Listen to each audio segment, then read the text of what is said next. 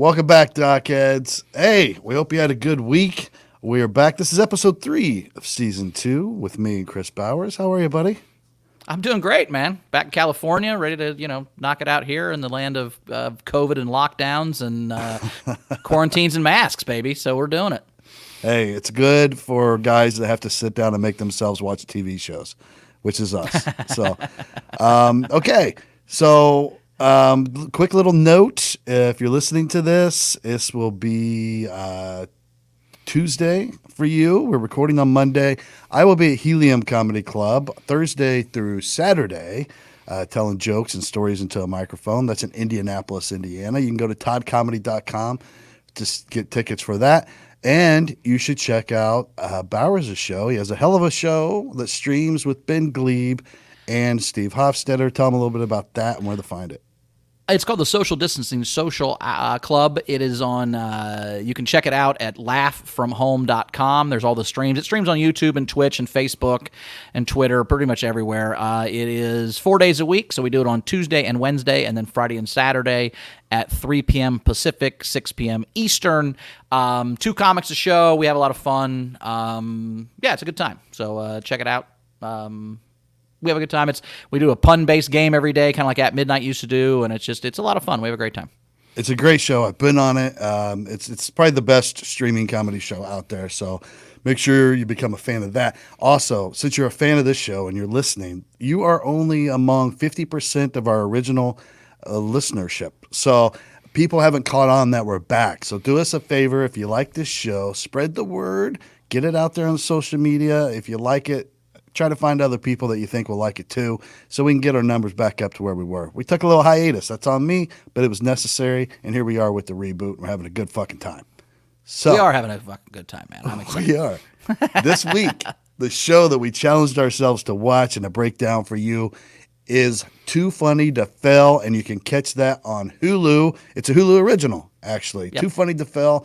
The description is, why did the Dana Carvey Show, with a writer's room and cast including then unknown Steve Carell, Stephen Colbert, Robert Smigel, Louis C.K., and more, flop so spectacularly? Too Funny to Fail tells a true story of a genius group of misfits who set out to make comedy history. So a lot of you might be like, I didn't know that Dana Carvey had the Dana Carvey Show. It was in 1996. Yeah, that was, I had just graduated college, but I have no memory of this. And I was a huge Saturday Night Live guy. I liked Dana Carvey a lot, but I literally had no memory of this being a show until I watched this documentary. And how it failed, I have no idea. I kind of have a sense of why it failed. We can talk about that. But yeah, the cast, when they show you who was on the show, it's like, holy shit. It's just, Smigel and Carell and Colbert and Louis C.K. and just all the names on there was like, holy shit, how did this not become a thing?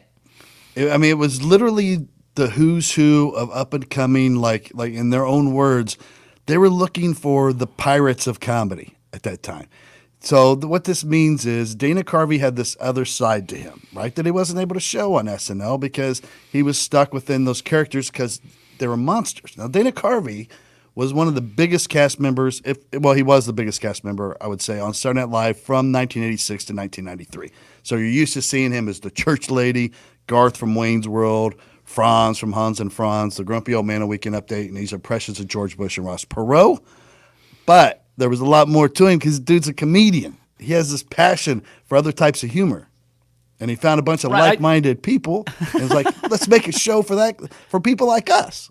Well, and also, too, though, think about this. This is right before South Park and Family Guy, and when TV actually did go, the fact that, what they were trying to do was so just milky and nerdy now. Like, it wasn't even that out of the box, really, but for the time it was. And that was kind of what's crazy about this. Like, even watching the sketches is like, people had a problem with any of this. It's like, when I was in high school, or I think elementary, or I was probably middle school, so 8th grade, I couldn't wear a Bart Simpson t-shirt to school because he said, don't have a cow man, or, who the hell are you, or whatever. And he was so disrespectful to adults. We weren't allowed to wear Bart Simpson's t-shirts. The Simpsons is so tame now compared to what, I would love to go back in time and show those people one episode of Family Guy or one episode of fucking South Park and be like, here's probably what you should be worried about. Wouldn't it be great? I mean, Yeah, I mean, it's just 1996.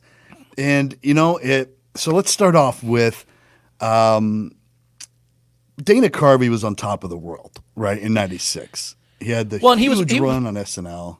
Well, he was one of those guys that started so fast, right? Like, there's certain Right. guys that take 10 to 15 years to make it, and Dana Carvey, like, I mean, he started, and 4 years later, he's on SNL, right? Like, his Right. first night, he was on a showcase with Robin Williams on it, just randomly because he happened to be at the club. I mean, his first show, Robin Williams was on the show and said, hey, good set, man. I mean, like, and we could talk about, like, the first time you ever do comedy, I always say is the best time it's ever going to be. Right. Right. Do you remember that first time, Todd, where you're like all fired up about it and you're just like ready to go and, you've been thinking about this for a long time. You've probably gone to comedy. Like we all secretly go to comedy clubs before we're comics and think, man, I hope maybe they call on me and see if anybody else has anything funny to say, which is so ridiculous. Once you're in comedy, that never fucking happens ever. But when you're not in comedy, every time you go, you're like, oh, maybe they'll ask if somebody else wants to say something funny. At least I did. I don't know if you ever thought that when you went to comedy clubs back in the day. You're like, maybe we'll need one more comedian. Yeah, I've got a bit. I got a thing I could do about broccoli or whatever. So the first time you go on stage is amazing. The second time is usually the worst time you ever do comedy because you're so like trying to recreate what happened the first time. And the first time you're so in the moment. You have no bad habits, nothing to fall back on. You don't know anything's going to work. It's like you're blacked out almost. Like the way I describe comedy the first time is, and first 50 times really, is if you ever played like rec basketball as a kid, but you weren't very good at it and you weren't confident. And then like the minute they throw you the ball, just everything goes crazy till you pass it to somebody else and you're like, and you can like, you kind of almost black out every time you get the ball. That's your first set of comedy is like, you go on stage and then you get done and everybody claps and you're like, I don't even know what the fuck I said, but I guess it was fine. I don't know. Yeah, no, it's that way. And that first time, it's because it's such a mixed bag of emotions. It's like you're parachuting. You're jumping out of an airplane for the very first time, which I've never done, but I can imagine this is what it's like. And you're on the edge and you're waiting because you're going up next and you're like, oh my God, this is going to be so awesome, but it's so fucking scary. What if my chute doesn't open? All these things are going through your mind because it's the unknown. And it usually is your most memorable experience and the best because of all that adrenaline. And usually you tend to do well because you brought friends and the adrenaline made you perform out of your mind and all these things.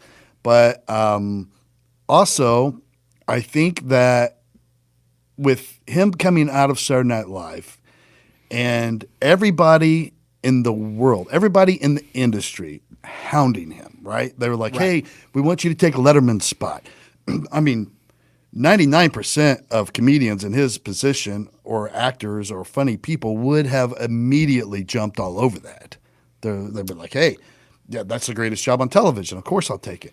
But he was like, but I also think that's a sense of like, because he'd already made it, right? Like there's a moment where you'll take everything because you just want anything, right? So you're just like, yeah, sure, I'll do it, even if it's not a fit. And so Dane had enough success that he was like, yeah, no, I don't want to. He even said, I don't want to be away from my kids that much. I don't want to have a 5-day-a-week commitment. I don't want to do all that, and that makes sense. But that's also because he was at a point in the industry where like he literally could take his time and decide what he wanted to do. It's basically the difference between somebody who's looking for the right person to marry and someone who's just will marry anybody because they want to be married. I mean, there's a absolutely a lot of our first marriages. We're like we just wanted to get married. The first person would say yes, and I'm in. Let's go. And then once you're married a couple of times, you're like, well, I'm gonna fucking make sure the next one's what I really want. So that's kind of where he was at. He was basically, we know what it's like to be on Saturday Night Live because we've been divorced twice, Todd. So I think we understand. When every single network and everybody who's making movies wants you to be a part of their project, I mean, you have options. So he's like, let's sit back, see what's the most comfortable for me. And I think because he was probably sitting on a pile of money and he didn't really have the concerns, I mean, just from the Wayne's World movies alone after Saturday Night Live, so I'm sure he's set for life. But he's like, I want to do what I want to do, and my favorite dude in the world to work with is Robert Smigel from Saturday Night Live. They used to do all these sketches and stuff together. So he recruits him, brings him in. Yeah, and Smigel's really, I mean, if you don't know Smigel, he's the comic The Insult Dog, which is one of my favorite characters From ever on Conan. television. From Conan, where he like went to the Star Wars premiere and he's the dog puppet with a cigar, and he asked the guy dressed like a stormtrooper, like, which one of these buttons calls your mom to come pick you up? It's like the funniest shit. Like Robert Smigel is hilarious, and a lot of that stuff, and actually after watching this documentary, a lot of stuff that's still on Saturday Night Live is Smigel stuff I didn't even know, right? So the Bears fan, like the Bears fan sketch where the having a heart attack stuff, Smigel was in that. He wrote that. So him and Dana started writing a lot of sketches together in Saturday Night Live, and then so when Dana leaves, Smigel is his guy. Yeah, and so he comes in right away, and then he's in charge of talent procurement, right? Because Dana's sitting on a pile of money over here. He's like, I don't need to be going out finding. You know what I'm looking for. Just go find them. So Smigel starts surfing the industry, but he wants new blood, right? So they called them rebels with sweaters, which I think is funny because that's again had this dorky baby boomer, like we're pushing the envelope, but in a sweater because we're still boomers and we're not gonna right the envelope. Yeah. Now again, the envelope was so close to push it was hard then. You know what I mean? It just hadn't broken open the way it has now. Where like again, all the stuff they were doing would be so mainstream and just now wouldn't even be an issue. But at that time they wanted to really break the mold. And I mean, if you think about it too, we would probably be in the same opinion as Dana Carvey. If we were sitting on a pile of money and we were one of the most famous dudes on the planet, we would be like, you know what? I want to do sketch comedy where I have complete creative control. I don't want to sit in there again and go through another 7-year run of where people are telling me what to do and what to say. I just want to do it my way. So when he's looking for these pirates of comedy or whatever, he goes to Second City, or he sends Smigel to Second City because that's where you find the best sketch comedy. Yeah, and they'd already figured out they were going to be on ABC because that's the thing too. When they decided to do their own show, there were people that wanted to do HBO because they could cuss and they Dana could really wanted be out to of do control. HBO. Yes, yeah, that's this is the most mind blowing thing of it all because. I mean, we're not tipping anything off. This is just history. But if Dana would have had his way and he didn't allow his manager and them to talk him out of HBO, that show would have ran for 15, 20 years.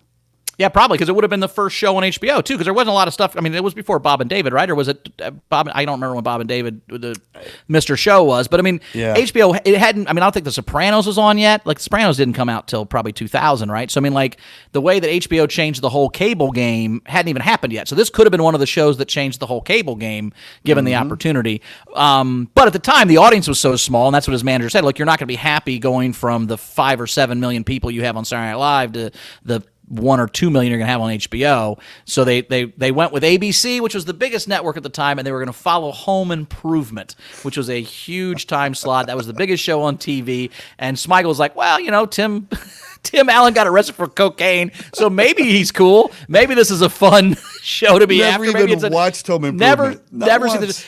Smigel didn't watch Home Improvement until episode 6 of his show. Like, that's the craziest part about this whole thing is they were so, like, in their own world that they didn't even, like, check out what they were leading into to see what was going to happen. Yeah. Until it became completely apparent that the reason their show was being canceled was because they were following Home Improvement. That's when he decided, well, maybe I should check the show out and see why it killed us. Fucking mind-blowing. Yeah. 6 episodes in. It was... Yeah. Because when you... The Home Improvement and I was a Home Improvement fan back then, but like it was like church people for the most part. I mean, that's how safe you had to be, as if you were doing a show in church. Yeah, it was a show that you watched with you, and John Hader says this later, or Bill Hader, sorry, Bill Hader says this later, but John Hader, that's fucking Napoleon Dynamite. Bill Hader said it later. He said, "Look," he goes, this was." He goes, that this was Home Improvement. People watch with their family, like their parents and the kids watch together, and this wasn't going to be a show you could watch with your parents. That wasn't what they were trying to do.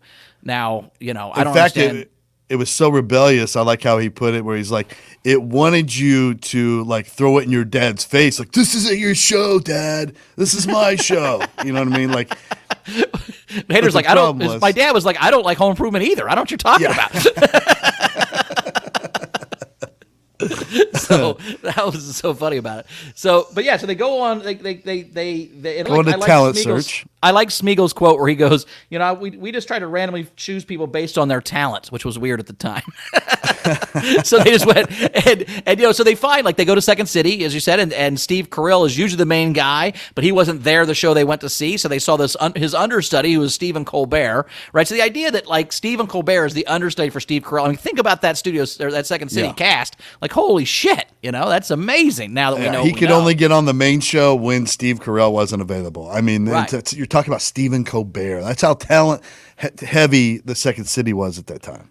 Well, and that's what's so crazy about the industry, too, where, like, Steve Carell's manager at one point said, yeah, if it doesn't happen soon, it's not going to fucking happen. You're not going to make it. And it's like, wow. The fact that Steve Carell almost didn't make it is fucking crazy. I mean, like, think about that. Without this show and the one sketch they did, which we'll talk about in a little bit, fucking Steve Carell doesn't make it. Stephen Colbert, I mean, all these people, it's so, showbiz is such a crazy, like, lucky thing, and just like, and also there were people on this show that didn't do anything afterwards. You know what I mean? And there's all kinds of people that, like, the one guy went to showrun Kimmy Schmidt and a bunch of other shows, and Smiegel's back on Saturday Night Live. I mean, like, all these people did stuff, but there's people that this was their one shot and they didn't get. That's the crazy part about all of show business, is the levels of failure. We've talked about this a lot, Todd, personally, but it's like, I got the audition, I didn't get the part. I got the part, they didn't pick up the show. They picked up the show. It got canceled. It's got a full episode. The pilot didn't get picked up. The pilot got picked up. They're not going to do any more shows. Okay, they're going to do a 10 episode run. Cool. It got canceled halfway through. Oh no, they got the whole run. Everyone hated the show. Like, there's so many levels of failure in Hollywood where you think, okay, I fucking did it, and then it didn't turn into anything. It's so crazy. Like, the things that you think are going to make it, and then they don't. I mean, that's it's unbelievable. I mean, you're looking at, like, the fact that two legendary comedy careers almost didn't happen if it weren't for this one fucking thing, right? And then you look at the fact that, like, Carell still wouldn't have gotten to do this if it weren't from just fucking luck. Like, because Colbert couldn't go to make the initial audition round. Right. They got invited, but couldn't make it. So he sent them this video of him playing with his baby, and then crying because he didn't know how he was going to feed his baby. And everybody thought it was awful and just disturbing. But Schmeigel's like, this is just weird enough. Let's bring him back. So he gets to go back to, like, the final round of auditions and fucking slays it once he gets there. And then gets to help bring in Steve Carell. Who I guess Steve Carell, what was funny and interesting, I thought, was that he said he was so bad at auditioning because he would just get so nervous that he would blow it. And he ended up they wanted the impressions, and he ended up doing this fucking awful impression of the Pope at the time. And Dana Carvey just thought it was so, like, beautifully awful. But his level, here's the thing about Carell, it's because his level of commitment, right? You can imagine him doing this awful impression, but just sticking to it 110% to the point you can't stop laughing at him. So Dana Carvey's like, we need him as well. And I was so you're starting with two juggernauts. Yeah, and that is Carell. Carell is just commit to the bit.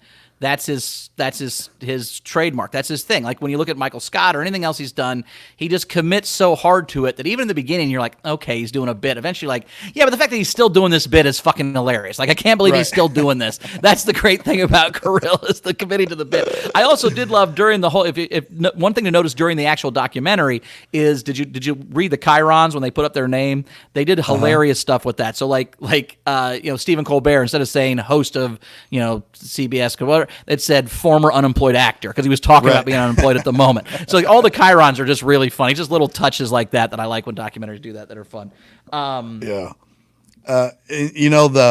What's cool too is to know, like, absolutely this was the biggest job potential on the table for anyone, right? Dana Carvey, to work on the Dana Carvey Show. Once you hear that, like, the industry is just buzzing about it, right? So for you to be someone who's at Second City performing for, I don't know, $50 a night, and then know that you have a legitimate chance to be, or you finally get an offer to be on the Dana Carvey Show, you got to be like, this is it.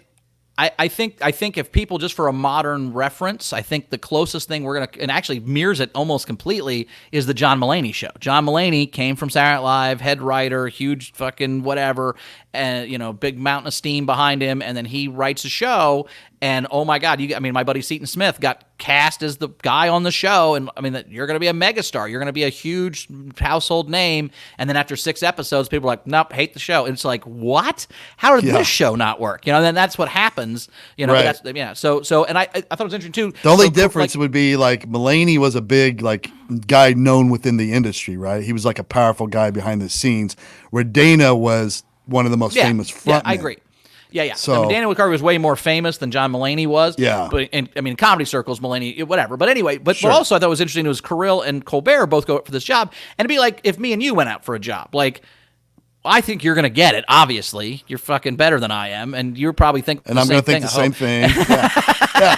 Right? Where they each thought the other one was going to get it. So the idea they both got it was awesome. In fact, that's one of the favorite parts of the thing is that Carell got the job, and they were able to call Colbert and tell. And Carell got to call Colbert and tell him he got it, which is really cool too. What a good feeling, thing right? They let him do. Yeah. Oh yeah. So then they need a head writer. So Smigel had worked previously with Louis C.K. on Conan, so he brings him in right away. There's no, hey, you're the guy, you're the head writer now. So you got, so far you have Steve Carell, Stephen Colbert, and Louis C.K. and Robert Smigel. And Dana Carvey's your host. This is a win. There's no way this show's not going to blow everything else out of the water. Especially knowing what we know now. At the time, I get how they put together this cast of people they didn't know, but to have those guys on the same show is just unbelievable. Yeah, unbelievable. So they bring in some other cast members and writers who I don't really know who they are. So their careers weren't the same as everybody else's, obviously. But you should know that Lewis Black, Tracy Morgan, and Jimmy Fallon were among those who were passed over for casting. And Louis C.K., and I love this honesty, said the reason he didn't get Jimmy Fallon on the show is because he was too good looking and he was going to hate him his whole life. And he was super funny, but he didn't want to have to compete with him or be jealous of him this whole time. So he purposely blackballed Jimmy Fallon because he was this 20-year-old hot kid, and they were like, I'm not going to live a hot.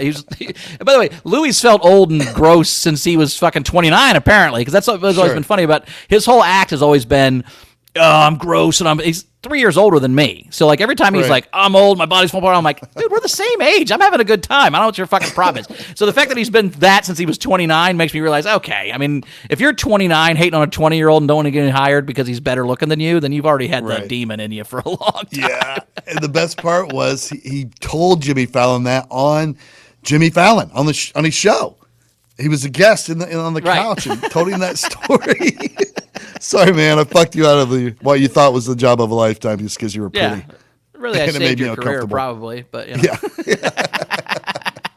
And that's the thing too. The things you think, I should have gotten that, and you didn't, and then you get something else, and it's like, that was the thing you were supposed to do. It's. I listened to a podcast about The Office, and Carell was in a different sitcom that got canceled, and they luckily got him to do The Office, right? So had he taken that, the other sitcom had 4 more episodes, Steve Carell wouldn't have been. They would have had Bob Odenkirk be the Michael character on The Office, and The Office would have been completely different. Now would it have still blown up? Who knows? Maybe, and maybe Bob Odenkirk then is the household name that Carell is. Yeah, instead of just being Better Call Saul. He ended up all right, but in a different way. He did okay. Well, and also it depends on what kind of famous you want to be. I'd rather be Bob Odenkirk, to be honest, than Steve Carell, because Steve Carell can't go to the Outback Steakhouse with his family. He can't go to the fucking mall. You know what I mean? Steve Carell. Holy shit! People are going to go crazy. You get the blooming onion. Steve Carell's eating the blooming onion. They are like regular people. It's where if you're Bob Odenkirk, the people that notice you they're going to recognize you. You've got fans, right? Yeah. But they're also not the general public that's going to bother you. I'm sure the Bob Odenkirk fans don't bug him. They're like, hey, they're Bob not Odenkirk. the Walmart crowd. Yeah. Right. Exactly. Yeah. They're not going to be all fired up over seeing Bob Odenkirk. They will. They'll be excited. They'll tell their friends, but they're not going to come over and ask for an autograph or a picture or a voicemail or a snap. As we've learned from hanging out with some famous people, that it's about 5% of the people that ruin it for everybody else. Because most people are pretty fucking cool, right? Uh-huh. But you know, it's like we hung out with Pat that summer. Like, fuck it. You hung out for way longer than I did, but like, you know, the first guy's like, hey, Pat, you're cool. Hey, thanks. And then, hey, can you be my voicemail? Hey, can you call my dad? Hey, can you be my snap? It's like, dude, enough. Okay, yeah, you met it. Just fucking, let's go. I'm just trying to have a beer here. Yeah. All right, here's the first indicator of course, I already knew how it ends, which, you know, sucks. But I like to think even back then I might have been this savvy, but I don't know. But now, in hindsight, I'm definitely this savvy. The first warning sign would have been for me when they both, Smigel and Dana Carvey, agreed that they wanted this to be like Monty Python because they were both such huge fans of Monty Python. And for network television, that would have immediately caused me concern because Monty Python is like a cult classic, right? I mean, it has a much bigger audience now than it did then, but it was a slow roll. That's comedy that has to really grow on you, right? And it was Monty British Python, humor. a lot of humor, and even The Office, and a lot of this stuff it's nerd humor. And what I mean by that is, I don't mean nerd like you can't get girls nerd. I mean like when you are a nerd, and I think I'm a nerd for sure, you watch the same stuff over and over and over again, and you appreciate it in a way that if you just watch something once, you don't do that. And there's two different kinds of people. There's people that watch the same shit over and over and over again, and there's people that don't. Now, I actually I saw an article the other day about how people that have more anxiety, which I'm not an anxiety guy, but people with more anxiety like to watch the same shows over and over again because it calms them down because they know what's about to happen. You know, so maybe that's I think people that are nerds probably have more anxiety than other people because that's why they're not good in public or settings or what, right? So I mean, like, so Monty Python's one of those things where, I mean, the first time you watch Holy Grail, it's okay. The 10th time, it's the funniest thing you ever saw in your whole life. So the problem with the sitcom is, well, especially back in the day when, like, this wasn't a TiVo thing. This wasn't a streaming thing. This wasn't a thing where you could watch it the first season 15 times in the first 2 weeks or whatever. It was on once, and unless you recorded it with a fucking VCR, you were never going to see that show again. And so exactly. to produce a show that needs several rewatches to be funny in that era was probably ahead of its time in that way as well, as well as a bunch of them. I mean, it was behind its time a little bit, but ahead of its time a lot, you know? And to it just, you know, and plus Monty Python back then came on at like 2 a.m, you know, so it was for the diehards. You really like stayed up, or you were just a night out person and you consumed it in the dark, almost like, only me and one other friend that I know even fucking know that Monty Python exists, and we love it, and we don't even want anybody else to know about it. Almost, you know, it was just that kind of feel to it. I think that was mostly time change, Todd. It's like 5 or 6 hours different. So 2 a.m. Indiana time when we were kids was probably like 8 p.m. It was prime time in England, but exactly. But for us U.S. kids, for I ain't watching all these goddamn time change fucking shows, you motherfuckers. And the home improvement crowd would be like, is that motherfucker wearing a dress? You know what I mean? Like, it's right, exactly. They're not savvy. They're not. They're not going to be into that. And also too, I mean that the home improvement crowd was again a family crowd. They were watching stuff with their kids. It was prime time. And ABC wanted the church lady. They wanted all these different characters. They thought he was just going to do all his characters for a half an hour. They didn't realize they were going to do something different. And I'm going to defend ABC for a second because no one on the Dana Carvey Show team led them to believe otherwise. Like, nobody was like, hey, just so you know, thanks for picking us up, but you're not going to get the church lady. You're not going to get what you're used to. What we're looking for is Monty Python. Like, no one in the camp lets anyone at ABC know what to expect. They're just going to love it. We'll just break it out and they're going to love it. And they were given that latitude to begin with. Right. Now, I think that they did. I mean, the main ABC guy that was on the documentary, who, I think comes off okay. I mean, as much of a fucking dick, I'm sure, as they all hated him. In the documentary, we all get like, yeah, I understand what you're saying, dude. Like, I get your point, you know? And he was basically like, look, we were watching the run up to it the last 2 weeks, and we're like, I'm not sure this is exactly what we wanted, you know? This isn't what we were hoping we were going to get. And it's a lot like when you date sometimes, you'll be completely honest with somebody. Right? Like, I do not want children. Okay, good. Right. You know I don't want kids, right? Yep, totally fine. 4 years later, I thought you'd change your... No, God damn it. I told you the whole fucking time what I wanted. God, why is this? How are we not... I tried from the very beginning to let you know what was going on, and you would just look past it because you were so ready to be whatever that you didn't even think about it. And that's kind of what happened here, too. I think ABC saw the warning signs, but still were like, well, but, you know... And that's the other thing, too. And this is the problem with show business as well, is also the people making stuff have no fucking idea what people are going to like. You can have focus groups, you can have all the different surveys and blah, blah, blah, blah, blah, but like I've only had one meeting in Hollywood for television stuff, and I went and I pitched them a couple ideas, and I said, well, do you think this would work? And the lady in charge of the studio said, she says, well, I mean, look, man, The Masked Singer is the #1 show on television, so nobody has any idea what the fuck people are going to like. You know, and so, like, that's the thing, like, how do, I mean, and whether you like The Masked Singer or not is irrelevant. What I'm saying is, like, no one would have predicted that would have been the show that everybody got behind. Right? Sure. Like when you pitch that idea, okay, we're going to put celebrities in mascot costumes and they're going to sing. Okay, then what happens? Then we try to guess who they are.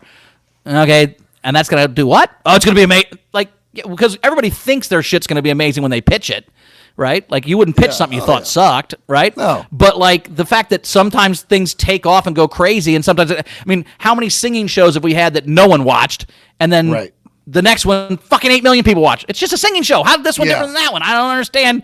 You know, so that's part of this is like, even ABC's like, okay, well, this isn't what we're used to, but maybe we're going to break ground and we'll bounce home improvement a Tuesday and we'll build a whole Thursday lineup around this crazy shit. We don't know. Yeah, or they'll be like, hey, we need to bump you back to 11 o'clock for the first season because let's just try it out, but we're going to go later, smaller audience, but, you're obviously doing something that's not kid friendly. So we have, there was no communication like that, which blows my mind because to complicate things, this wasn't a live show, right? Like Saturday Night Live. So they were pre-recording it and they were already pre-recorded the first fucking full episode and put it together with their sketches, their humor, which included a sketch called Waiters Who Are Nauseated by Food, which was hilarious.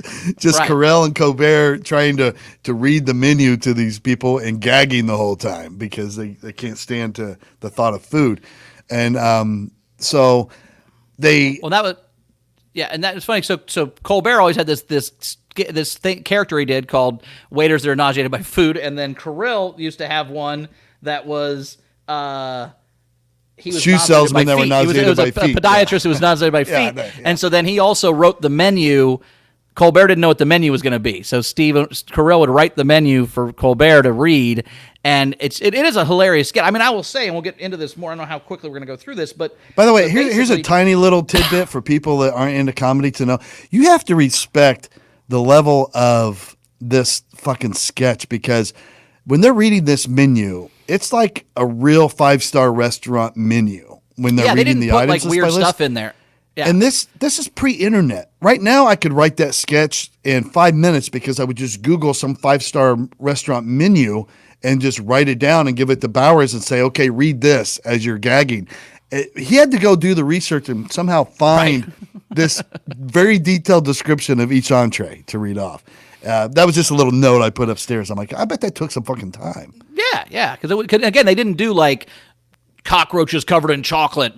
No, they did actual good food you would like hear in a restaurant, and they just couldn't get through it, which is very. And by the way, they showed some sketches before they got to the premiere. This is 2 weeks out. They're on the documentary. They're showing us some sketches, and there were some really funny ones. Now I don't really understand the Germans who say nice things. It was just a German accent, and they would say nice things really angrily.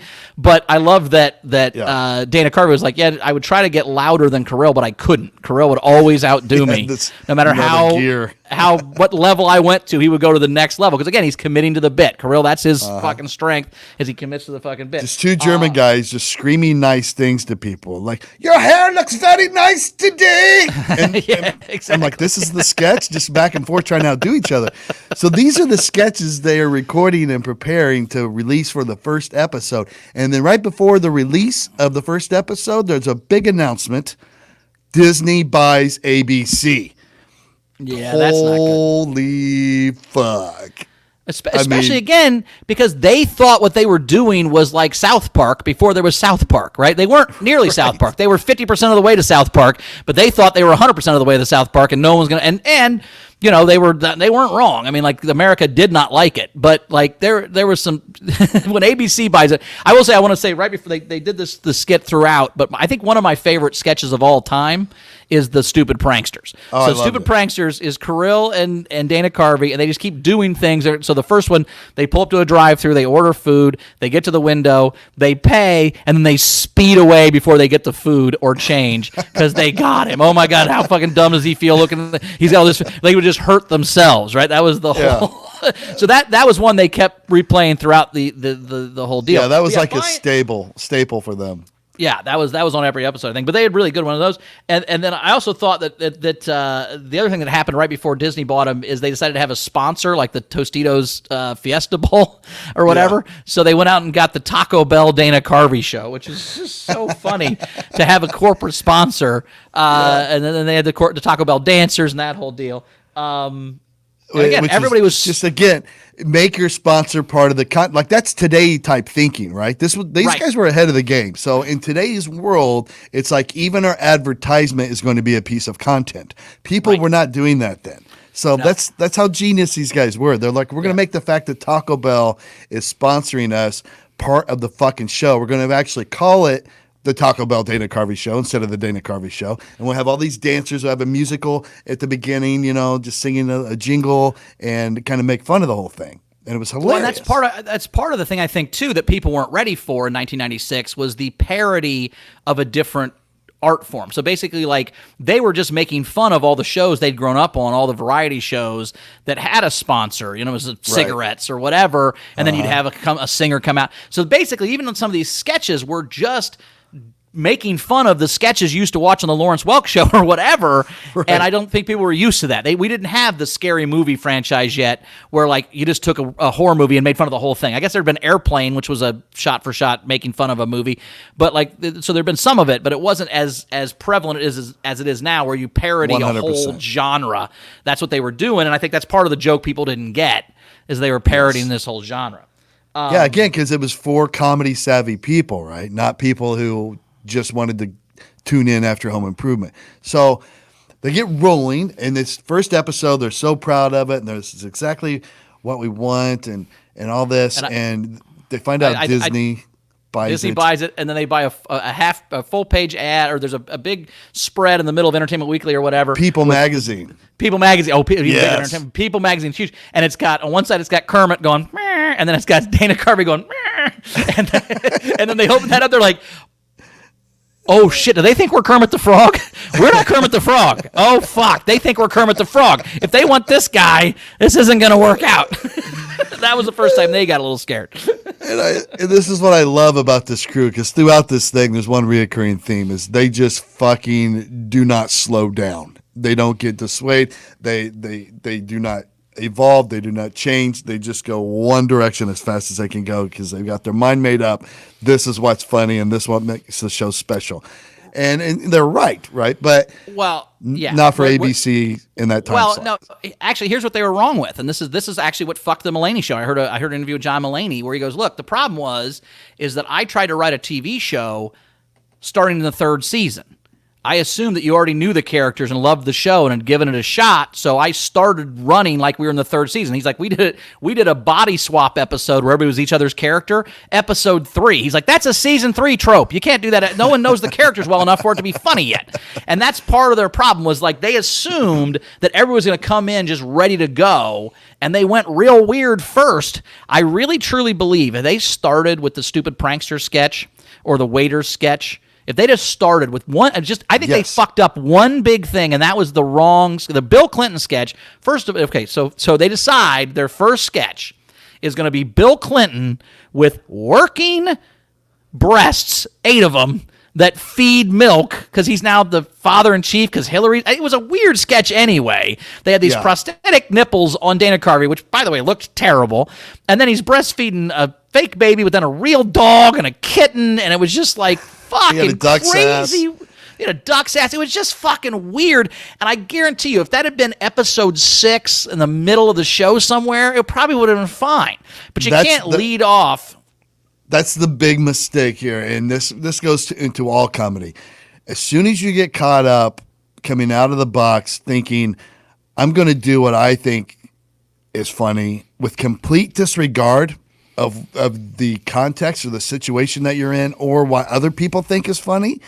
You're going to fail 9 times out of 10, right? So they had, and by the way, they had 2 sketches that were put up to be the opener, and it was either the Bill Clinton sketch where he was on hormonal therapy and grew tits and could breastfeed animals, or it was Oliver Stone's version, a parody of a movie where Oliver Stone makes a movie about the Revolutionary War where George Washington has a coke problem. And he's just doing cocaine all the time. Yeah. So the father of our country doing cocaine, or Bill Clinton with tits feeding animals or nursing animals in the time slot right after Home Improvement. So they're going to watch Home Improvement and then go right into that's the first thing they're going to see for this show. And even if you're excited for the show, that first sketch is so fucking weird you're not ready for it. I mean, like, even when you go to a comedy club, the reason the MC spot is the hardest is because you're not fucking ready yet. You have to fucking wade into the water. Like, when you do a comedy set, you fucking start with a joke you know is going to work right off the bat. Mm-hmm. That's how people understand that you're funny, because they give you the benefit of the doubt, but for about 10 seconds. So if you've got 3 minutes of not funny in the beginning of your set, it doesn't matter how funny the end of your set is. And also, the reason a headliner does 45 minutes to an hour is because to say the terrible shit he wants to say a half hour in, he has to fucking get you ready for it the first 20 minutes. That's exactly the whole fucking point. And that's the part they forgot. And honestly, I think that might be because none of these guys, well, Louis is a stand-up, I guess. So I guess that throws out the window. But my point. But Louis was a stand-up who it took a very long time to get his own audience. That's probably true. He ate, to his own admission, ate a dick for a very long time. Yeah. Trying to be the Louis C.K. that we know now.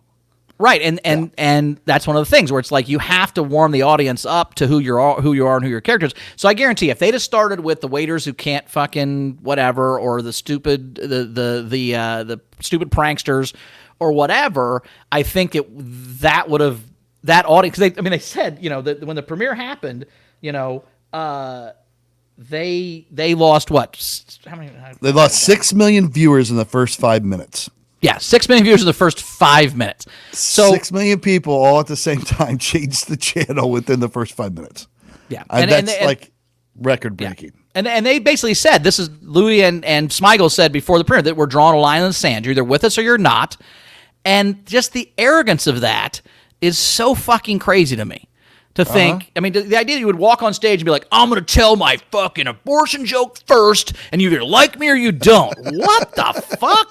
God damn. Well, that's guy. Yeah. And Smigel said later, he's like, I didn't ever get nervous about the world till after this thing all fell apart, because he'd like I think it was so funny. It was so telling that in Smigel's first interview on the show, in the documentary, he goes, yeah, I'd watched Saturday Night Live my whole life, and I went to dentist school because my dad was a dentist, and I was supposed to be a dentist, and I was like, you know what? I love Saturday Night Live so much, maybe I should just go work there. So I did. Fuck you, man. No one gets to do that. You can't just decide to be a fucking writer for Saturday Night Live. Like, he just said it so matter-of-factly, but you could tell that's exactly what happened. He just was smart enough and funny enough and just, had, I don't know if you call that funny privilege or what do you call it, but he just wrote Saturday Night Live. He was like, hey, I think I should be a writer for you. And they're like, okay, come in. Like, what the fuck? You know what I mean? It's like, and this happens to comics all the time because regular people don't understand. Like, people are like, how many times have our family members been like, hey, you should be on that America's Got Talent thing? Okay, yeah, thanks, man. I never thought of that. Never occurred to me to try to, get on television to be more famous. Just go you on fucking there dick. and go to the finals, and then I'll be famous. Yeah, that's all I got to do. Yeah, have you ever thought about doing the Tonight Show? Yeah, fucking of course I've thought about doing it. It's just not, you can't just do that. That's not just a thing you do, God damn it. And but Smigel, I think, had that.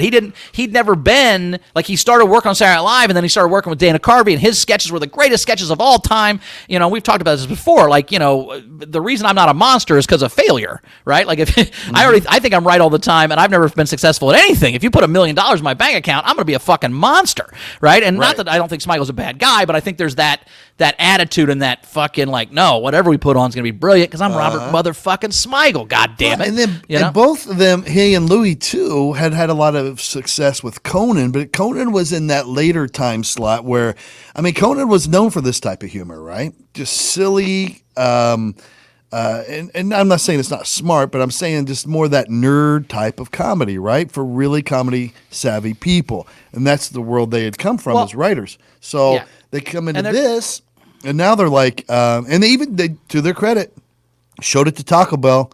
Taco Bell laughed their ass off at the Bill Clinton scene. So they're like, well, sponsor's good, we're good.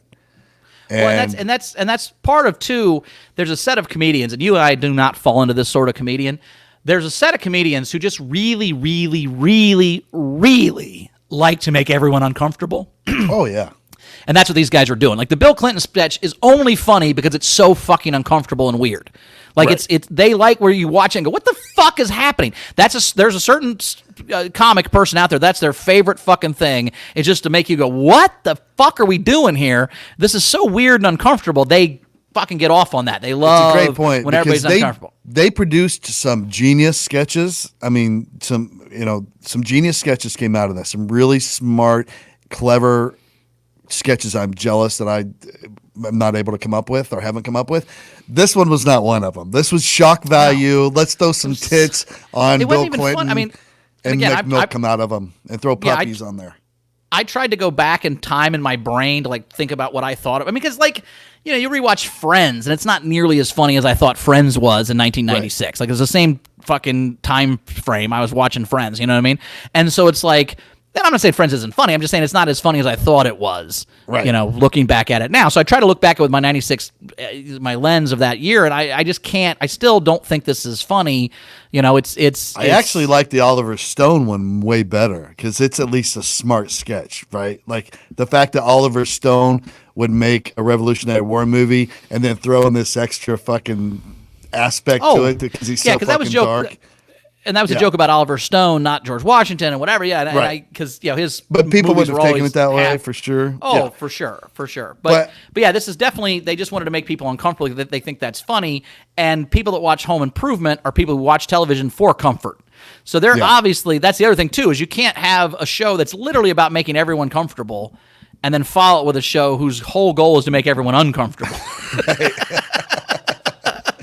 Those are two like Meet the Fockers and all those kind of movies. Those Ben Stiller movies. I fucking hate those movies. I don't like being uncomfortable. I don't like when people are about to get caught doing shit. I don't.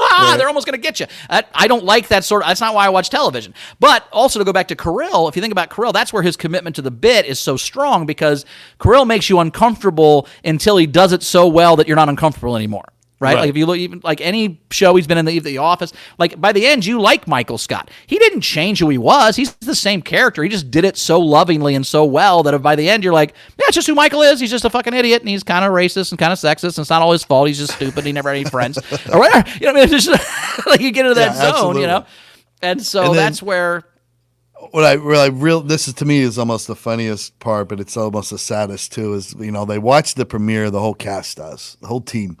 Go to a bar, they watch it on a big TV, and they watch it, and of course they wrote it. They love it. They're like, "Oh my God, this is great." Louis was crying. Louis C.K. was actually crying, and someone, I think it was Smigel, put his hand on Steve Carell and looked at him and Stephen Colbert and said, "Your lives are never going to be the same.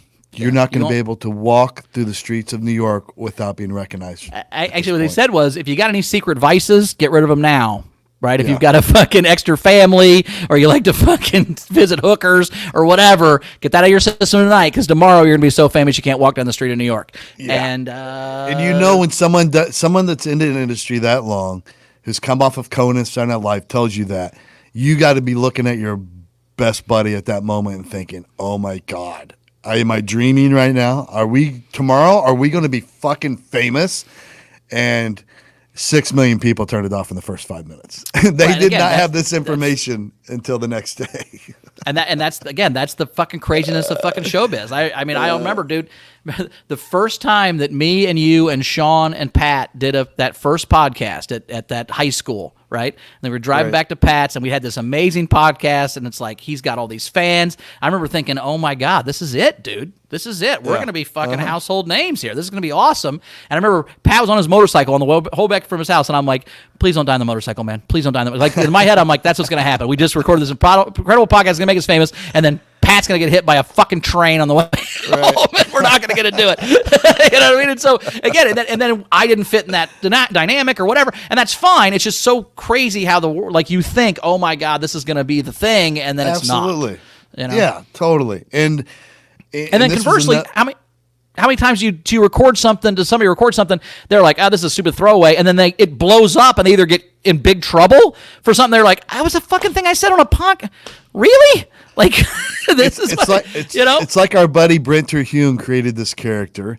And he just did it for fun. He's like, only my friends are going to watch this. So he didn't even bother to name the character, right? Right. So he just went by Brent Terhune, thinking this is just for my friends. And now he's like the biggest viral fucking thing going. And he's stuck with using his own name for the character because it's too late. Yeah, because then you got so many followers now. Yeah, and now you got to be that guy all the time. And I mean, it's weird how some shit. I mean, you never know what's going to be the fucking thing, So, so it does premiere, and then literally America turns on Dana immediately. Like it fucking like it wasn't like a slow burn. It was like instantly all the critics hated it. Everybody fucking hated it. They're getting handwritten letters. Like that's so funny it is to me. Like I understand giving a thumbs down on a YouTube video. It's still a dick move, but it's so easy. The fact that you would pull out stationery and write a letter to ABC to tell them how offended you were by a duck ass on the president is fucking amazing to me. Like I've never had that kind of commitment. Crazy. The thought of that, right? Like what you just said. It's one thing when it's so easy that you can just do a shitty little comment and troll people online. That takes so much effort to write a fucking hate letter and then mail it to a network. And how do you even know the network's fucking address? There's no Google back in the day. Like, how do you find the address? Do you go to the phone? Is that in the phone book? Do you call information? Like, I don't know how you even find the fucking address for ABC nationally. Like my local phone book doesn't have that in it, does it? I mean, is there a national like this was before the internet? I have no fucking idea. How you it's do a lot that. of work. There's postage. You got to fucking put it in the mailbox. I mean, too much work for me. But these to say people I don't like lighting, your show, like yeah. what? And Carell told a great story about they had 10 positive letters they found. There were 10 positive fan letters total, and one of them said Steve Carell in particular was really, really great. And he didn't recognize the name. He did recognize the handwriting, and it was his mom. He called his mom, and his mom had sent in a letter under a fake name saying how good Steve Carell was. And 10 letters of people that loved it, and one was his mom. But also, too, think about the part of your career where I'm right now, I'm doing this SDSC show. My mom is a big fan of it, and she sends me daily affirmations like, hey, you're doing great. This is a great show.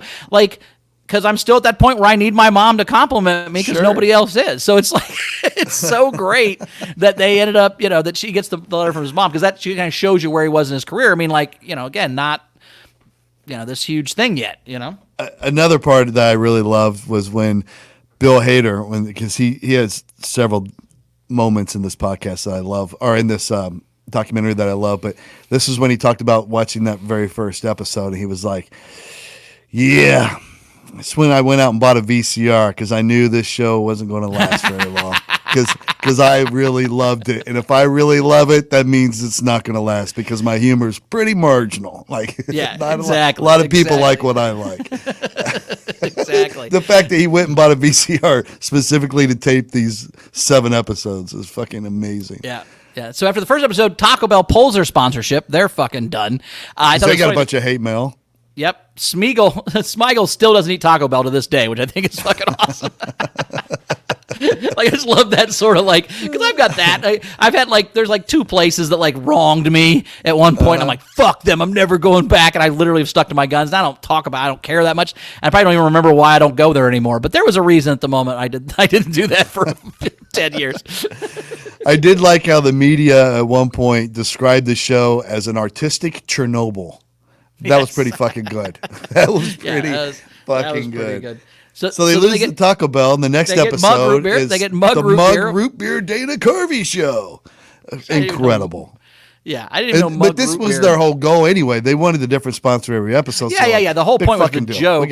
So the funnier the sponsor, the funnier the joke. If the dumber the sponsor, to go from Taco Bell, which to mug root beer. I mean, I didn't even know mug root beer was a thing. I don't remember mug root beer. I mean, I remember it being a thing, but I mean, it's like RC Cola. Was it big enough to sponsor a national show? It's not A&W for sure. Yeah, right, exactly. But it was as big, root beers go. Okay. Yeah. And maybe. And this is where this is just going in one direction only, because when instead of regrouping and be like, hey, the network just gave us these notes. They're freaking out. 6 million people turned us off in the first 5 minutes. Taco Bell backed out. Like, we just need to soften things up a little bit and then ease into what we're really trying to do here. Instead of doing that, they go with the Mug Root Beer Dana Carvey Show for the next episode. And the opening of the show, the musical thing that introduces the sponsor, does nothing but make fun of the fact that it's been dictated to them that Dana has to be careful about what he says and does, or Mug Root Beer is going to drop them. Like, it's a whole funny song and dance number done where it just mocks this whole thing that's going on. And then they go further and mock the whole fiasco of the first episode reaction with sketches like The Gentle News. Right. Which was gentle nightly news anchors feeding animals little treats and whatnot while talking about tragic and horrible news events like the Menendez brothers murdering their parents. Right. Fucking hilarious. Because their point was, you thought Bill Clinton was terrible? The Menendez brothers killed their fucking parents. We see that every night on the news at 6 p.m. Yes. and no one gives a fuck, which is a solid point. I mean, DJ Dangler has that great joke where he says, the movie's PG-13, which means you can say fuck once and kill as many brown people as you want, which is like, fucking, like, that's part of our television. Is like, oh, you can't say fuck or show a nipple, but oh my God, kill 1,000 people fucking in a terrorist attack or fucking as a serial killer or whatever, right. and we have no problem with that. That's of course, that's how this works, and that's because TV needs stakes or whatever. I will say, just a little side note, it bothered me how terrible Dana Carvey's suits were. Did you watch when he came out on they were just terrible. Like, it was like he'd never worn a suit before. They weren't fitted right. It was just like, what do you... Like, this is 1996 was a weird year, bro. That was a time in fashion where nobody could decide what in the fuck was happening. Do you remember it at all? Yeah, it was a lot of bright colors and weird shit. Yeah, I remember it being like a lot of zigzag zebra patterns and crazy shit. It just he was wearing a t-shirt with a suit that didn't match. It was just fucking weird. I just was like, really weird. And I'm saying that wearing a tablecloth, so I mean, I get the point, but like, I know who am I to criticize his suits, but I'm doing this on purpose. I know this suit's a little bit out of control. That's the point of it. Where I don't think that's what he was doing. I don't think he was trying to look like he was a 9-year-old wearing his dad's suit. I mean, he looked like Tom Hanks in Big for every time he came on the fucking show. It was like, why is this? But I guess that was also baggy. That was when everything was baggy. I remember like in, Arsenio Hall. Yeah. Yeah, like when I speak at high schools and middle schools all over the country, and I've sold T-shirts for years. And the first, I started in 2000. From 2000, like 2006 or 7, I just bought all extra larges. I would just buy 200 extra larges, and that's what every kid wanted, was an extra large T-shirt because they were all baggy. No one wore. And then about 2007, 8. I want a small. Do you have extra small? These aren't small enough. Like, they literally went the other direction. Now I have to have the specific size for each person. A medium person wants a medium. A large person, they don't just all want it. So I get that. Yeah, he just wore this oversized suit because that's what everybody fucking did. But it did bother me. You're right. Me too. They didn't change. This is what I love the most. So these guys, it's almost like, and you and I talk about this all the time. There are comedians, like we've been describing, that just get a thrill out of the reaction, even if it's negative. And what this is like at this point for them is one of those comedians on stage who has started too strong. He offended the audience, and they are not on board. And instead of backing up and going to the well and bringing in some more friendlier stuff and winning them back and taking the time to do that, they just go even harder in that direction and just bask in the displeasure that's being caused from it, right? The more you hate me, the more I'm going to make you hate me, motherfucker. Yes. That's their attitude, and it's crazy to me because my goal is to make people laugh, not to fucking... Yeah, but me too, right? So, and so much so that they make their boldest move yet, for considering what they're going through, by creating a superhero cartoon called The Ambiguously Gay Duo. Which is still one of my favorite fucking sketches of all time. This is one I saw on Saturday Night Live. I did not realize this was a Dana Carvey sketch because they eventually brought it back. But yeah, there's two, it's Batman and Robin essentially, but they're clearly gay. And it's all gay sexual innuendo. And the names are Ace and Gary.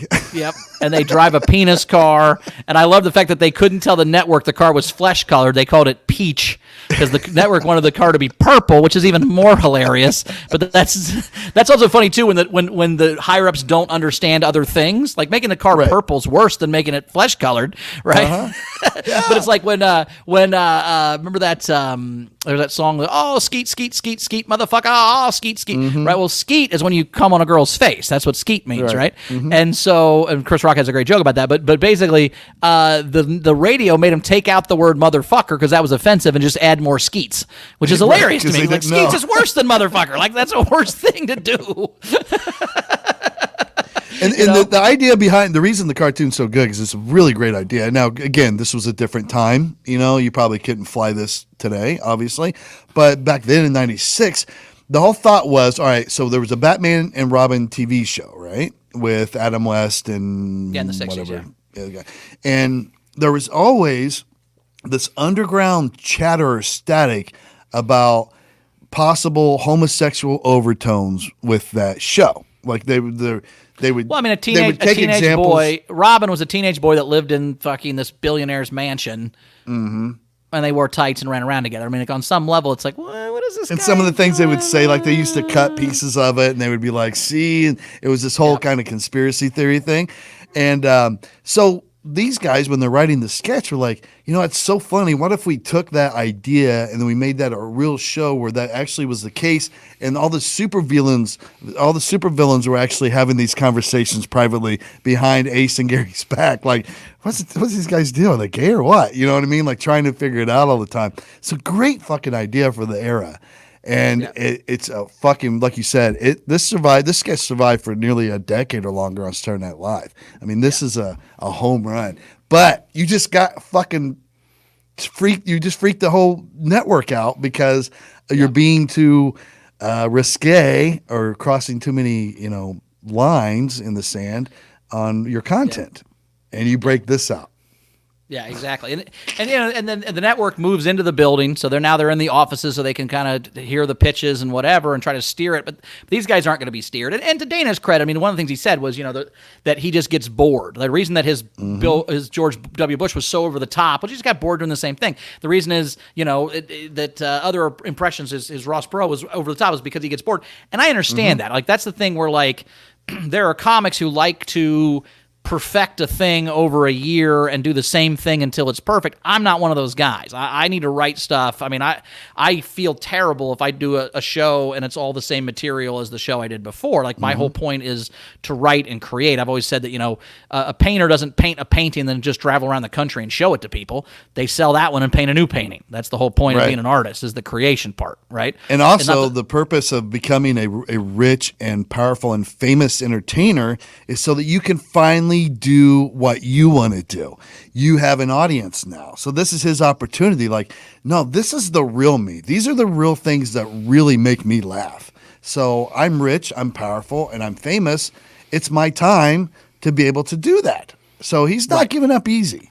And rightfully so. I mean, he doesn't want to do. I mean, but we talked about this. He already has more money than God. There's really at this point, the only reason to do something once you have plenty of money is because you want to and it's fun, right? I mean, that's the beauty of having money. I mean, like I said, we have all. I mean, you and I both right now would take a spot on a show we thought was stupid and terrible because we need money to be alive and to eat food and whatever. But if that was not the case anymore, there's no way we would do that. So it's like, no, I don't want to just be. I mean, I'm sure that somebody pitched him a church lady fucking half-hour sitcom that would have been on for fucking 5 seasons or whatever. And he's like, yeah, I don't want to be the church lady for 5 years. I don't want to be like. Didn't that happen with the lady from the Carol Burnett show? Then went and did she was the old lady. She did her spin-off show, Mama's House.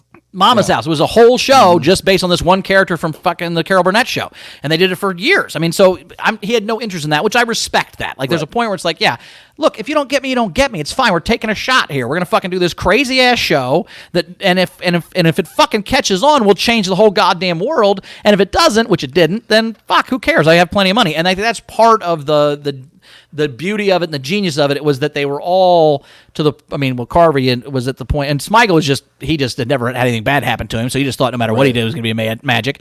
And Carvey the same way a little bit. I mean, shit, he's been in comedy 4 years and he's on SNL. I mean, that's fucking crazy, So I mean, like when you have that kind of early success, you do have that like this arrogance behind you that everything I do is genius and everybody's going to love everything. But at the same time, I like the idea of like I'm not going to be part of a project that I don't like for money. Yeah, I mean, I respect enough about it. money. And on that note, the fuck yous kept coming because finally ABC puts their foot down and we're like, hey, we were kind of led to believe that we were going to get Church Lady and some of the greatest hits. You know, that's why we spent all this money. So we want Church Lady. So they were like, okay, well, we'll bring back the Church Lady. And they have Smigel play this ABC network executive in this sketch who gets on and announces that they've actually purchased the rights to the Church Lady and Letterman's top 10 list. So they combine the two, and Church Lady comes out and does a top 10 list of new titles for Princess Di, who was a hot topic at that time. Yeah. And the top 10 list was 10, Princess Slut, 9, Slutty Di, Her Royal Horness, Lady Dying to Get Laid, the Princess of Wells and Moans, Queen Orgasmia, Slut, and number 1, Slut. And just fucking put it in their face. They're like, you want some Church Lady? Here's some Church Lady. Yeah. And so they're pot committed at this point. And yeah, I mean, it's sometimes that pays off. Sometimes for sure. It surprised me they didn't have the Church Lady like go down on a second Church Lady somehow. Like there's a lesbian 69 Church Lady scene or some shit like that. Like that's as close as they. I mean, they were so out of the box. They just didn't give a fuck at that point. They didn't just cross the line. They took their foot and they stepped on the line and kept raking their foot back and forth till there was no line anymore. And they added a sketch called "Skinheads from Maine" on the same episode. It was just Dana Carvey and Stephen Colbert playing two old skinheads just rocking on their front porch, just casually being racist and smoking a pipe and whittling sticks in rocking chairs. But being folksy about it. So real, you like, hate the gays nice today. Night yep, I do. Yeah, exactly. Just doing that like it was casual, not a problem. And nice then night they did tonight. Never liked the Negroes. Yeah. Then they did the Oscar sketch, which was super racist. That almost seems like they were trying to actually appeal to the home improvement crowd. Yeah, you're right. But they made all these racist stereotypes, and Dana Carvey basically did the Chinese character that was in Breakfast at Tiffany's that was played by what was the old guy's name?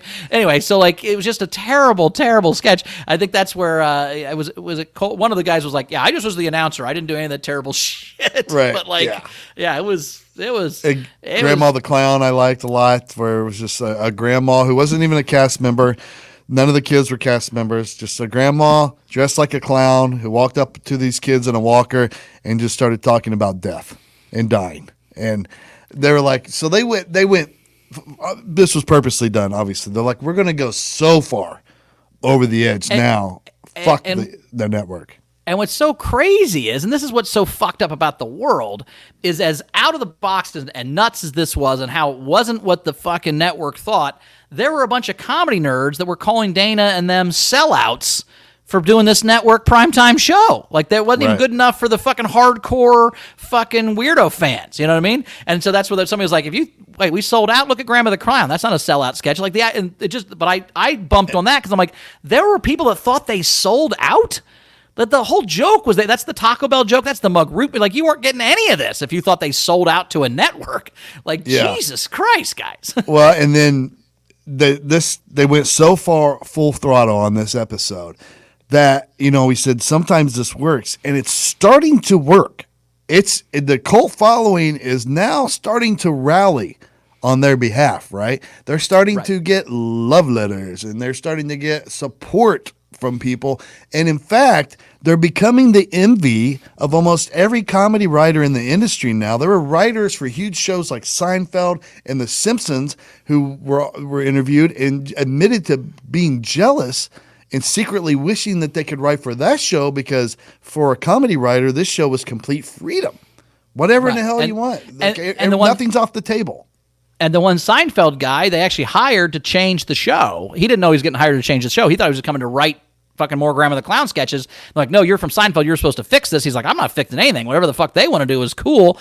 And then one of my favorite things they did is they did an episode where the show was watching TV, And so Smigel comes on as the ABC exec and explains that because they don't like this show, but they like Seinfeld, they're going to show people watching Seinfeld, and then it just fucking zooms in on just the TV, but we're going to use our commercials for Seinfeld. And they showed an episode of Seinfeld as their episode. It was hilarious. I don't know how long they did it. How long do you think they did that? Like, they acted like it was the whole episode. They couldn't have done they couldn't have shown a whole Seinfeld episode, could they have? Right. Yeah, no, because the show wasn't long enough. But it was beautiful. I mean, that was a beautiful fuck you because, like you said, it was the network that hired this guy away from Seinfeld because ABC owns Seinfeld, right? So they had the rights to Seinfeld. Well, no, NBC owned Seinfeld. I don't think ABC at the time. I think so. At that time, ABC had the rights because they would have gotten big. It was trouble. on I think NBC. I googled it.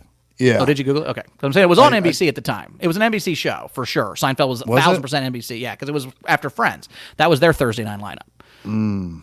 Okay. So anyway, I don't know. We can figure. But anyway, they brought this guy in to save the show. The network thought because they're like, oh, he knows how to write for shows that would be appropriate for this time slot. So he comes in and he's like told this, and like you said, he's like, no, I'm coming because this is the greatest thing of all time. I want to be a pirate like everybody else is a pirate. And, this is Monty Python, motherfucker. What are you trying to do? And then he's basically, all right, whatever Smigel and Louis say, that's what goes. And joins this fucking thing. What this was basically the premise was they were pretending this was a new show that ABC had. And so it comes on, and there's a mom and a son sitting on the couch, and Steve Carell's the dad, and he's like, hey, family, I'm home. Are you guys excited? It's about to come on. And they're like, yeah, and they sit down, and then that's where they secretly, like, swoop the camera in and pan, and it's an episode of Seinfeld. So it was like a fucking sneaky little thing and that I loved. But and this becomes a punk rock thing. Like even the one critic that had panned at the beginning decided, he took a second look and decided this was actually hilarious. He did, and again, this is this is one of those shows. It takes 2 or 3 times watching it to get it right. Just like I always say people all the time, like if you started watching The Office season 4 episode 1, you'd be like, what the fuck is this? This is terrible. But if you watch from the beginning, you understand why Dwight's Dwight and why fucking Jim's Jim and why Pam's Pam. Like it takes a while to figure that part out, and they're starting to catch their stride. Right. Yeah. Which is cool. But that's when and that's what my favorite part is. Episode 5, they said we're starting to catch our stride. So that's when Smigel first started to watch Home Improvement, and he was like, "Oh fuck, okay, I get what's happening." Right? Because this is my walk-off moment of the show, right? We do the walk-off moment. This is my walk-off moment of the show was when they showed Carell and Colbert and Dana and all them the commercial lead-in that had been showing that week for the episode, where it was the episode of Home Improvement where the kid has leukemia or whatever, and they're like, I don't want to die, Dad. And he's like, I'm not gonna let anything happen to you. And they hug, and it's like a special Home Improvement, followed by the Diet Mug root beer fucking Dana Carvey show. And they're like, oh my God, what the fuck are we doing? Like they all cried. They were like, there's no way this show is gonna work after that show. What the fuck are we even thinking? Yeah. I mean, just an epic fuck up from everyone involved. The network, every Dana Carvey, all of them. Like this was just a marriage that was doomed from day one. I mean, there's no way this was going to work out. But that was fucking hilarious. And then they just kept doing it, man. Mountain Dew signed on, so the opening number, the musical number, was all basically shitting on Mountain Dew, talking about how horrible it was. And then at least 2 sketches on the episode were mocking the fact that Mountain Dew is horrible for you. So they're just like shitting on sponsors now, which is, again, all funny. And in today's world, it's a fucking home run. Then on network television, just a disaster. You were committing suicide at that point. Even now, I think making fun of your sponsors would be bad. You know what I mean? Like if we were like, fuck Dollar Shave Club, that's not good. That's not going to be cool. Right. Yeah. I mean, you're right. Like, you got to have your certain like at this ones. point, there might be some that would think it was funny, but like at the same time, it's kind of like, we owned a comedy club for years, and it's fun to go to a comedy club and make fun of the venue. Like, oh, you see how shitty but you don't feel good about that when you own the club. Right. You're like, yeah, sorry, man, we tried, but fuck it is hot in here right now because fucking the heater isn't working. I don't fucking know. You know what I mean? Like there's a part where when it's your thing, even if you're a good sport, you're like, really? You got to fucking rip on me now? I'm the one paying you. You got to fucking, you got to be a dick. God damn it. So, but they were being fueled by their cult audience, right? Because it is growing and they're getting attention and all the cool kids are liking the show. So right now they're the cool guys of comedy, right? So they were being referred to. Who? I don't think they gave a fuck. I don't think that any of those guys gave a fuck. I think they knew they were done. I think they did fucking 3 episodes and were like, we're going to keep doing this till they some of them were riding cancel. the high, right? Because they were recognizing it, and they were like showing clips of people that were referring to them as the punk rock. They were punk rock television, right? So Right. I don't think so. At this point, I think in the back of their minds, they're like, yeah, it looks like we're committing suicide, but you know what? We're going to win in the end because Okay. And that's we, fair. we I know can what's see- funny. Again, they're arrogant enough at that point to think, wow, everything I've ever done has been gold, so give it a second and everyone will love it. The first Church Lady sketch probably didn't go great, and then, Yeah. you know, by the 15th Church Lady sketch, everybody loved it. So, like, that's... Mm-hmm. And then, again, anytime you introduce anything new, it takes a while for people to catch on, usually. You know, I mean, Yeah. sometimes And it's I right just- away, but for the most part... And I don't know, because I just don't know if they would have all, as a team, 100% committed the way they did if there wasn't that. You know, if you leave somebody just even the slightest glimmer of hope, they'll hang on to it. You know what I mean? It's just yeah. why did you sit there so long for the guy to cut your head off? You knew you were going to die. Because up until that blade hit my neck, there was this little glimmer Yeah, like that some Navy SEALs were going to pop in and save me. You know? That's a good point. And Yeah. it describes both of my marriages. So I understand what you're saying. Like, there's a Mine point too. where it's like... You'll stick around for a very long time thinking, well, maybe it's going to change now. I mean, to redo the whole thing seems fucking hard. Why don't we just hope that for a miracle? That's way easier than fucking looking at our actions and changing our behavior. I love that. So all the sponsors bail, right? Their last Right. sponsor is the Chinese place they get lunch from, which is just Szechuan Gardens in New York City. And they're the sponsor. And at the end, they're like, hey, and by the way, if you want Chinese food and you're in Midtown, go to Szechuan Gardens. They're sponsored a national television show for one tiny Oh, my restaurant. God. That's the funniest the thing I've ever best. seen, to be honest. It's so great. I mean, what a trip these guys had. And then I loved how, Colbert was like, yeah, I think I knew it was over because I went to the snack drawer and none of the snack drawers had snacks in them. They'd stopped filling the snack drawer. So I was like, I think we're getting it. But they did prepare like the greatest episode they put a lot into it. And they show clips from it. This was by far, I mean, this was what this should have been the opening episode. But instead they're like, this will be the season finale, episode 8. Yes. And it had these great fucking awesome sketches in it. And I think in the back of their mind, they thought, you know what? Once this happens, I think we're going to be saved. And they might not have been wrong. They might have, if this episode would have aired, who knows? It's one of those things where I think maybe ABC even pulled the plug one episode too soon. Yeah. Because they did not show the last episode, the 8th episode, the season finale. They did not show. They showed a special coach, which again, With Troy is what's so Aikman funny. on it.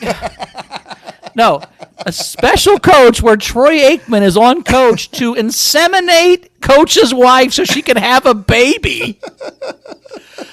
And by the way, that seemed like a Dana Carvey sketch. Like, it seemed like that couldn't have been a real thing.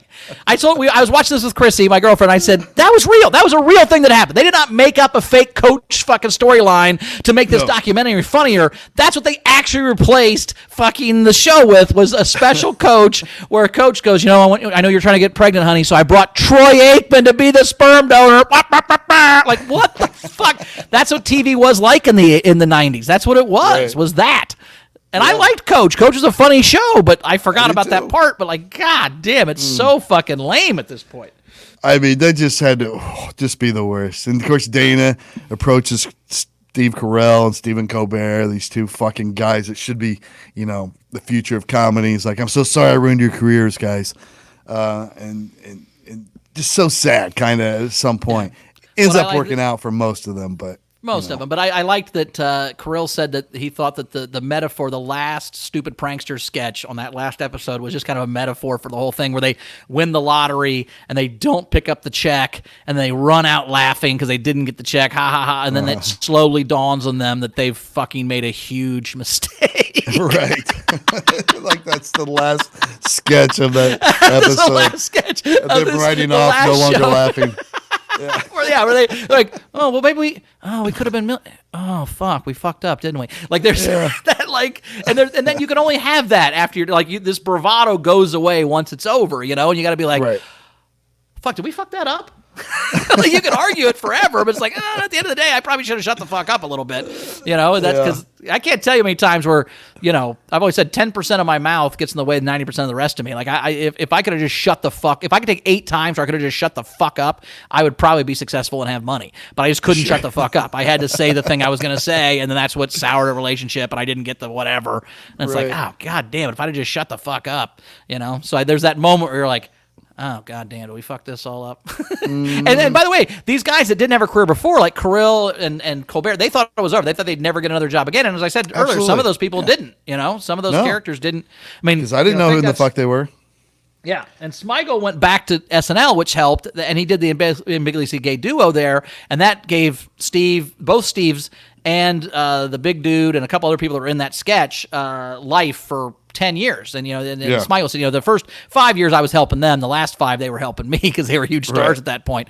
But, like, it still gave them a little bit of money, a little bit of thing to do, to have a foothold, And I love the story about Colbert, like, going to meet with the people at the Daily Show.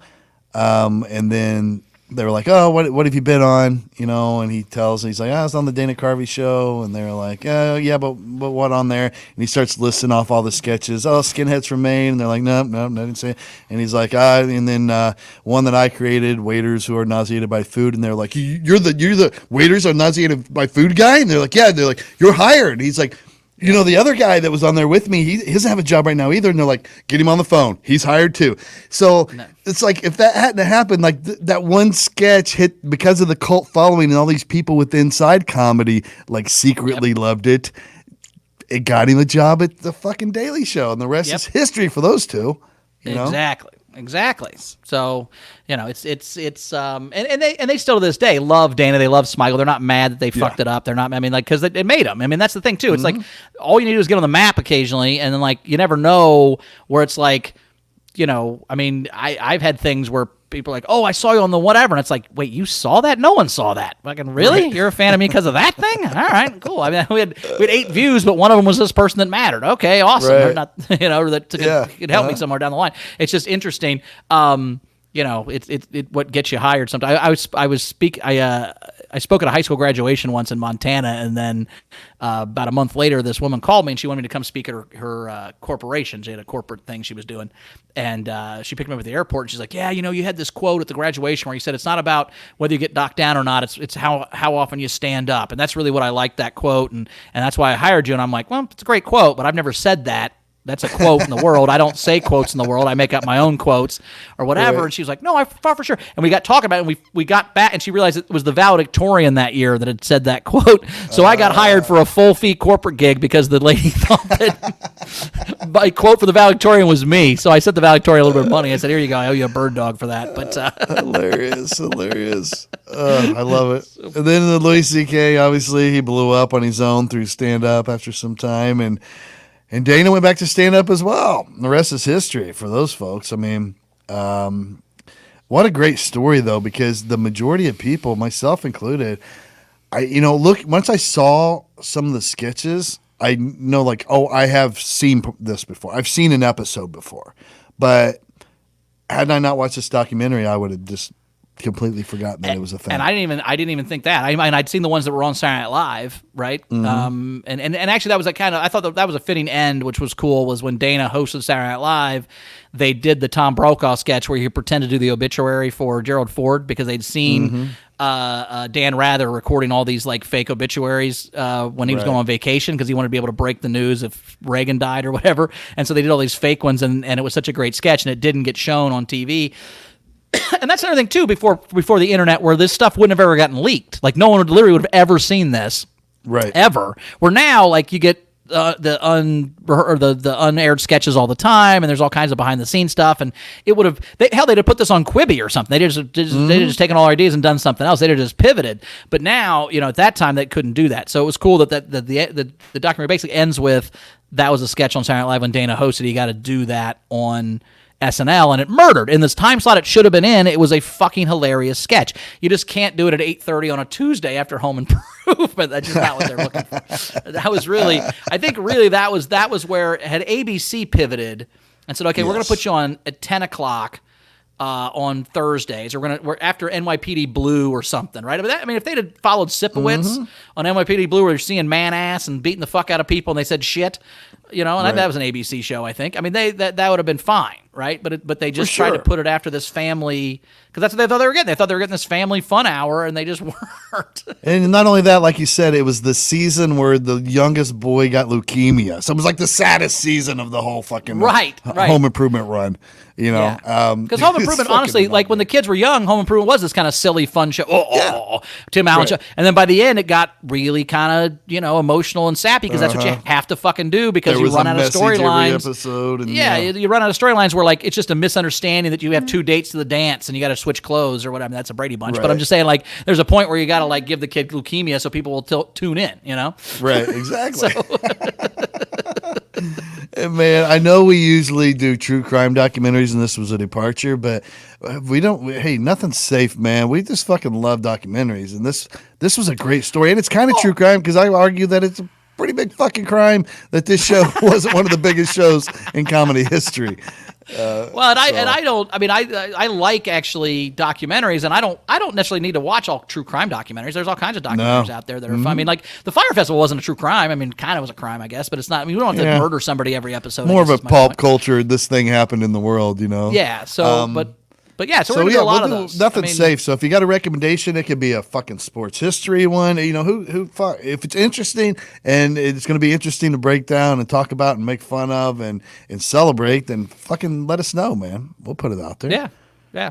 Especially comedy ones, because I love talking comedy. I love the insight of it. I think we bring a perspective that a lot of people don't understand from the comedy standpoint, because you don't realize the levels of which it goes through, and the things you have to do to make a joke funny and test it out, and that's the thing too with this kind of stuff is like. That's what's so crazy about live television is like, or not live, but television is that like you're producing this each week. It's basically the second time it's ever been done. It goes on stage like that. That's not how comedy usually works. I mean, you'll work on a joke. I mean, even when I write very quickly, but I'm doing a joke 10, 12 times before I'm really ready to show it to anybody, really. You're doing open mics or you're doing it around the town or whatever. And so it's like the idea to do a show just cold, this is the first time anybody's going to see this sketch. I mean, who fucking knows if it's going to be funny? Because writing rooms can make anything funny. If you get enough people in a circle, like we've all written jokes. We're like, oh my God, this is going to be the joke of my career. And you go on stage and people are like, I don't get that at all. What? And it's like, well, you weren't in the writing room. You didn't understand the process. That's what I tell people all the time. It's like, if you got a topic and you go 9 things deep and somebody says that 10th punchline, which just tears the room apart. Well, if you didn't hear the first 9, you're not going to understand the brilliance of that 10th one. Right? That's a great point. And a lot of times in sitcom writing, you take out the first 9 and you go, I went to the store. What'd you buy? Rutabagas? And it's like, huh? But if you'd have heard the other 8 things we had before someone said rutabaga, you would fucking understand how funny rutabaga is. But you don't know that. Absolutely. If you don't hear the first 8. That's the danger, like, of team, right? Like, you got to have some kind of check and balance to go back and, like, relook at it and be like, okay, now is this going to make sense to the person who's in the crowd watching this for the very first time? Like, it's a very important step. And the problem is that usually that step is done by execs, whether TV or movie execs, who have no fucking idea what funny is. They don't have any goddamn idea. So they're like adding, if you've heard all these stories about club owners telling a comic, well, if you wore a hat, you'd be funnier. Like, what the fuck are you talking about? Like, they have these weird preconceived notions because one time a guy with a hat did well, so now everybody needs to have a hat because they don't know what comedy is. So that's the other problem is you got these people who have no fucking idea what they're talking about trying to give you notes on something that needs notes. For sure it needs notes, but not from them. Right? And so you almost find when the notes are that bad, you think, well, fuck, no one knows. No, I'm not going to take notes from anybody. It's like, no, take notes from a funny person. Yeah. There was actually a comedy club owner that told me not too long ago, the headshot that he used, first of all, I didn't send you the headshot. You I don't know, my booker did. Somebody gave you the headshot. I didn't send it to you. Right. And I just one where I had like a serious look on my face. Like it was just a picture taken during one of my performances. And he was like, you gotta. I hope we do okay. But that poster, man, that shot there, I don't know. That's not gonna sell a lot of tickets. I mean, look how serious you look. You're supposed to be a funny guy or whatever. And I'm like, ooh, this is a guy who doesn't understand comedy after 1983. You know what I mean? Like, plus I'm like, nobody's looking at your poster, bro. Until they get in here and having bought a ticket. anything because of a poster. Unless it's got a naked girl on it or a half-naked girl on it, it's not selling shit. Like, there's no way you could be funny looking or attractive enough to sell tickets to a comedy show as a 48-year-old dude. It's almost like he had no other like thing to say, so he's like, I gotta teach this guy something, And I'm like, oh fuck. Just hilarious. Well, we used to at Morty's. Remember when Tony used to at Morty's, one of Tony's inside jokes. We just had one little thing in the lobby that had the next 3 people coming up, and it was just a random picture. And Tony would always try to find the most unflattering picture he could find on the internet of this person. Like Kevin McCaffrey was like, "This is my Halloween costume 5 years ago when I was Gomez Adams. Why the fuck is this the picture you used?" But they were comics that would get pissed. There were comics that would get so pissed. Like, that's such a terrible picture. And you're like, yeah, that's why we put it up. It's hilarious. You don't think a bad picture you is funny? Well, people aren't going to come if I look bad. Yeah, they are. They're not. They get it. They're already here, bro. This is in the lobby. Exactly. So, yeah. So anyway, it was a fun episode. It was a fun show to watch. I recommend it highly. It's got a lot of laughs in it, and especially from famous people that are now, they are where they are now, but to see where they came from is pretty cool. It's very well done, and if you don't like consume a lot of Hulu, you gain a lot of respect from them because it closes with them making fun of Hulu for being smaller than all the other streaming platforms. Yes, it's a fucking hilarious ending. So good for Hulu. That's a great bit. Smeagol ends with a bit where he fucking goes to thank personally everyone who's watched the documentary, and he reads 6 people's names for what city they're from, and he's like, I don't have enough time to read the other 14 names, so I'm going to end it now.